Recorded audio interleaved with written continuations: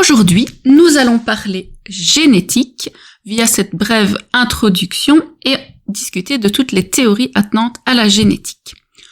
Lorsque j'observe une personne, je peux la décrire. Je peux par exemple donner sa couleur de cheveux, la couleur de ses yeux, la couleur de sa peau, sa taille, dire si elle porte des lunettes, etc.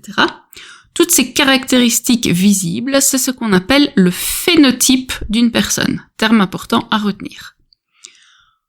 Ce phénotype, toutes ces caractéristiques physiques, dépend évidemment de nos gènes qui se trouvent dans notre ADN. On a déjà discuté de l'ADN dans une vidéo précédente. Donc notre ADN, on peut le trouver donc sous forme de filaments ou de chromosomes. Sur ces chromosomes, on a différents gènes qui codent pour chacune des caractéristiques physiques. L'ensemble de ces gènes, c'est ce qu'on appelle notre génotype. Par exemple ici, on a le chromosome 1 en double exemplaire. Double exemplaire puisque 1 vient de papa, 1 vient de maman. On a donc 2 fois ce gène qui peut être sous 2 formes différentes. Les formes, ce sont donc les allèles.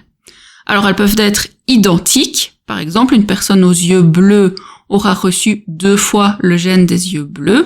On parlera alors d'homozygote, le même gène chez le zygote. Ou 2 allèles différents, on parlera alors d'hétérozygote, donc 2 gènes différents chez le zygote. Exemple concret, je veux croiser des lapins. Je prends un lapin blanc, on va partir d'un lapin au gène pur, donc homozygote blanc, et un lapin homozygote noir.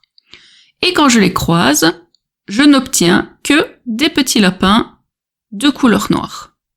Alors, ce croisement, qu'est-ce qu'il va nous apporter comme information?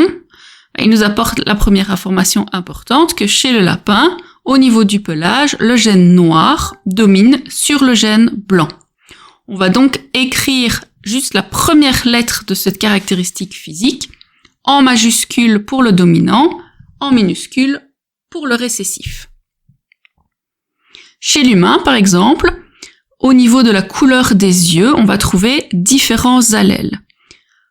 L'allèle qui donne la couleur des yeux noirs domine sur l'allèle des gènes des yeux bruns, qui domine sur celui des yeux verts, qui domine sur celui des yeux bleus. Le gène bleu est donc le gène le plus récessif, donc on voit 2 petits b en minuscule.